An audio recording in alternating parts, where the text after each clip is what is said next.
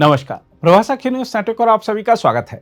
पश्चिम बंगाल की मुख्यमंत्री ममता बनर्जी ने आज एक सार्वजनिक कार्यक्रम में बड़ा राजनीतिक और वैचारिक बयान देते हुए राज्य सरकार की रोजगार योजना कर्मश्री का नाम महात्मा गांधी के नाम पर रखने की घोषणा की। उन्होंने कहा कि उन्हें इस बात पर शर्म महसूस होती है कि राष्ट्रीय स्तर पर महात्मा गांधी के नाम को कल्याणकारी योजनाओं से हटाया जा रहा है।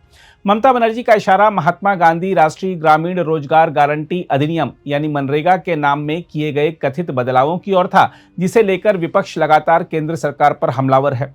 मुख्यमंत्री ने कहा कि कर्मश्री योजना के तहत राज्य में 75 से 100 दिनों तक रोजगार दिया जाता है और अब यह योजना महात्मा गांधी के नाम से जानी जाएगी।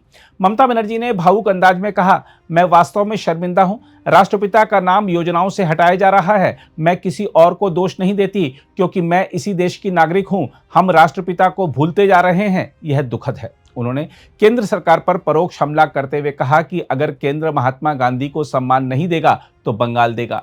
ममता ने कहा, अगर आप महात्मा गांधी का सम्मान नहीं करेंगे तो हम करेंगे। अपने भाषण में ममता बनर्जी ने महात्मा गांधी के साथ साथ नेताजी सुभाष चंद्र बोस, गुरुदेव रविंद्रनाथ टैगोर, डॉक्टर भीमराव अंबेडकर, मौलाना अबुल कलाम आजाद, सरदार पटेल और लाल बाल पाल का भी उल्लेख किया। उन्होंने बंगाल की समावेशी संस्कृति की बात करते हुए कहा कि राज्य हर समुदाय और हर विचारधारा का सम्मान करता है। देखा जाए तो यह बयान ऐसे समय आया है जब मनरेगा के नाम और पहचान को लेकर देश भर में राजनीतिक बहस चल रही है और तृणमूल कांग्रेस इसे केंद्र सरकार की इतिहास और प्रतीकों को बदलने की राजनीति बता रही है।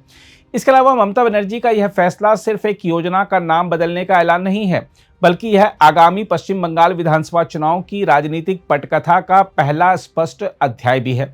ममता बनर्जी जानती हैं कि बंगाल की राजनीति केवल विकास के आंकड़ों से नहीं बल्कि भावनात्मक और वैचारिक मुद्दों से संचालित होती है और गांधी से बड़ा प्रतीक भारतीय राजनीति में शायद ही कोई हो।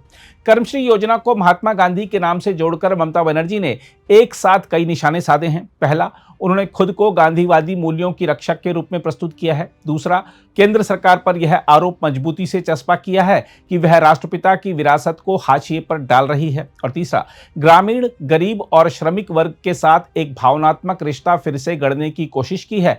यह वही वर्ग है जो कभी वाम मोर्चा की ताकत हुआ करता था और आज तृणमूल की राजनीति की रीढ़ है। बहरहाल, आगामी चुनाव को देखते हुए ममता बनर्जी साफ तौर पर राजनीति को संविधान बनाम सत्ता, गांधी बनाम विचारधारा और राज्य बनाम केंद्र की धुरी पर ले जाना चाहती हैं। यह वही रणनीति है जिसने उन्हें पहले भी बीजेपी के आक्रामक चुनावी अभियान के सामने खड़ा रखा था।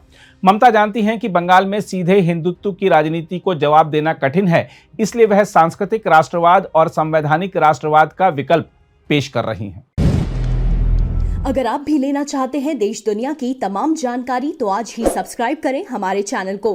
साथ ही नीचे दिए बेल आइकन को जरूर दबाएं ताकि हर अपडेट आप तक पहुंच सके।